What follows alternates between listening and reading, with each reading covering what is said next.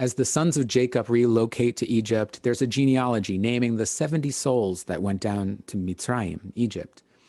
As each of the tribes is named, the tribe named Dan in English, lists only one descendant. Every other tribe had at least 2 offspring, and often more. This noticing led me to dig deeper. What was special about this verse, and what does it say to me about the individual soul journey? What does the tribe of Dan represent in our own journey of awareness?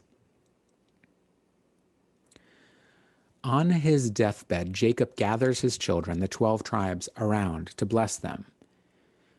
The tradition understands these blessings also as a form of nuvuah, prophecy.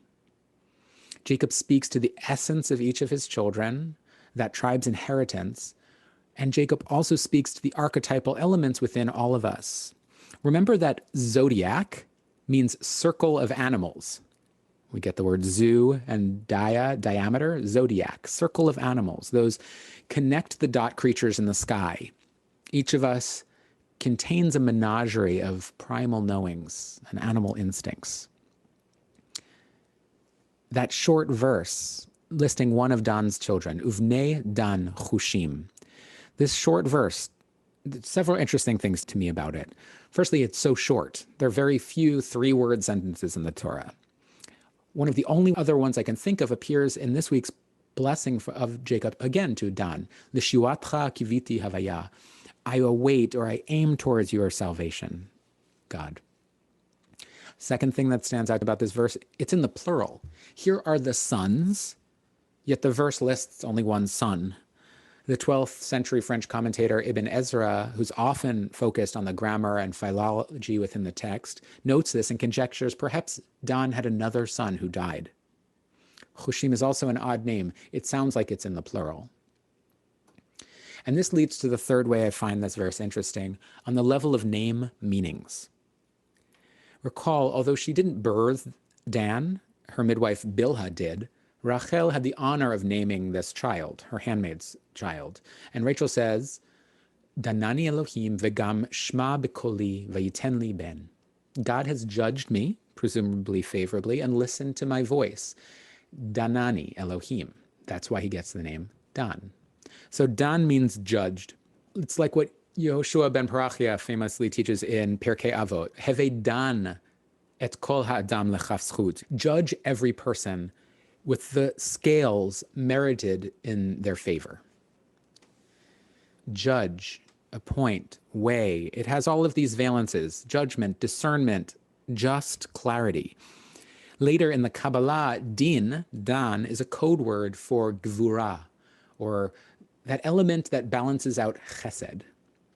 Love is that which wants to give and pour outwardly, endlessly, untempered. And it's counterbalanced in the tree of life by din, judgment, restraint. As Edna St. Vincent Millay wrote, love is not all. Love is not all. It is not meat, nor drink, nor slumber, nor a roof against the rain, nor yet a floating spar to men that sink and rise and sink and rise and sink again. Love cannot fill the thickened lung with breath, nor clean the blood, nor set the fractured bone. Yet many a man is making friends with death, even as I speak, for lack of love alone. It well may be that in a difficult hour, pinned down by pain and moaning for release, or nagged by want, past resolution's power, I might be driven to sell your love for peace, or trade the memory of this night for food. It well may be. I do not think I would. Din Gvura shows up in many ways in the physical world. In fact, it's this aspect of divine restraint that Jacob calls on before adopting Joseph's sons, Ephraim and Manasseh, who were born to Joseph in Egypt. Jacob said to Joseph, El Shaddai appeared to me at Luz. El Shaddai, the God of abundance and nurture, is the Misha Amar Dai, the same aspect of the divinity who said, once expansion began, Daienu, this is enough. So Chushim, back to our verse, the name of the child, Chushim means in biblical Hebrew, the one who makes haste or one who hastens. And in modern Hebrew, chush is a sensation, feeling. On this level of instinct, of hasty impression, I think that Daan, sons, was Hushim, can teach us something about being stewards of our souls, especially as we stand at the end of the book, end of a year, and the beginning of a new chapter and a new year. How many times have we heard, good riddance 2020, it can't be over quickly enough, forget you, or things to that effect? No doubt, 2020 was an exceedingly trying year, and it is good to put it behind us. We have lost parents and partners and children. We have lost jobs, friends, hope, sleep. We have seen the underbelly and the shadow and what felt like nightmares coming true. Wildfires, hurricanes, even active volcanoes. And for countless millions, the dark spiral continues. For some, it shows no signs of lift, no end in sight. Even as Jacob and his children descend, we know where this story is going. Even though the family has been temporarily saved from peril, saved from famine in the land of Canaan, there will be many good years of abundance. They are, after all, going to Egypt, to Mitzrayim. Meitzar is the narrows, the narrow band of fertility surrounding the Nile River Valley, but mystically and psychologically, the land of narrowness, the double narrows, the place of being trapped between a rock and a hard place. Our soul story, which begins in a magical garden where all of our needs are met, the rhythm of the closeness of the mother, the abundance of food, shelter, and shade, the fruits of knowledge and wisdom and life, inevitably crushes and crashes down on us. The exile from Eden, the violent ejection through the narrow birth canal, the creation of a world, a life, a new name that for that moment, if not longer, looks like it will destroy both mother and child, both creator and creation. The Exodus story is a universal story because it's everyone's story. But it's not even called Exodus. Sure, this Greek title is accurate. A lot of the second book has to do with the going out, the exit us from the narrow place. But the Hebrew name, the traditional title of the place we're moving into is Shemot, names. As the poet Zelda wrote, each of us has a name given by God and given by our parents. And yes, Zelda is usually simply known as Zelda because Zelda Schneerson Mishkovsky, we must admit, is a mouthful. All goes well for us while in Egypt as long as Pharaoh remembers our name, remembers our ancestors, remembers us. All goes well for only 8 verses into the book of names. A new king arose over Egypt who did not know Joseph. When names are forgotten, when language is lost, we are at peril of losing our sustenance, ourselves, our very souls.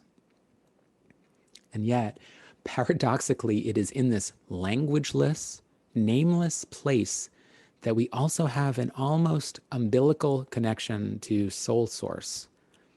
As we each practice this soul descent, this deepening experience of what it means to embody ourselves, the more we take on this awareness of being a spiritual essence, having a physical experience, what the Hasidic masters and what we sang about earlier called Yirida letzorech aliyah, descent for the sake of ascent, the more the narrative of going to Egypt makes sense, the more uvnei Daan chushim can apply to our lives. Because again, the way I read that verse, uvnei Daan chushim, the child of discernment is sense awareness. The child of Daan, discernment, is chushim, is what we feel. As we face 2021 or the rest of our lives or even the rest of this evening, we all have Mitzrayim ahead of us. There's a let my people go moment living ahead, a crossing of the sea. And this is true of each of us every year in every generation. Even if we've gone out of one Egypt or many Egypts before, this is true in every moment. Because truly, it is only our chushim, our sense awareness, the direct experience of our lives that comes with haste, chusha, in the flash of an eye, keheref ayin, the generative offspring of our awareness, of our discernment. Few things affect our lives more than our faculty of attention, writes B. Allen Wallace, as the opening line of his book, The Attention Revolution. To what extent We are aware of the sensations of our bodies and the world, and the thoughts and associations and memories that attend those sensations is the extent to which we are awake to the gift and the journey of being alive. You are where your thoughts are, sings the Baal Shem Tov to us. So Jacob blesses Daan. Daan shall govern or rule over his people as one of the tribes of Israel. Our discernment and our awareness can become one of the limbs, one of the branches of the vehicle for achdut, for unity. Dan shall judge or govern with a capacity for the discernment of non-separation. By letting go, by releasing, to finding the sense reality of our unity, when we sense ourselves from our undivided true nature. I am not afraid. I am truly brave. I've been chosen to live the life I lead, free from all misdeed, free from judgment. To feel the way life feels, revealed eternally, to hear the soft appeals inside me beckoning. Kol demamad daka, a still small voice. Kol demamad daka, a still small voice. I am not afraid. I am truly brave. I have been chosen. I have been chosen. This is not a triumphalist declaration. We are number one. This means that each of us, being a child of the origin, is completely original. To live the life I lead, freed from all misdeed, free from judgment. It's very easy to confuse being judgmental with having clear judgment. This is the blessing of Daan for us. It's good to have judgment. It's good to have din. It's good to have boundaries, to have discernment and clarity, to trade the memory of this night for food, to have some nurturance and sustenance from that dark night of the soul. To feel the way life feels, chushim, to have those senses, that sense awareness, a direct experience of our own experience, revealed eternally in each and every generation. B'chol dor vador, chayav adam lirot et atzmo ki'ilu yatsa mimitzrayim. We have to see ourselves personally as going out from these narrows to the expanse. To hear the soft appeals inside me beckoning, a still small voice. So following Ibn Ezra, who was Daan's other child? What is the language of the body we have lost? What is the language of the earth we haven't heard?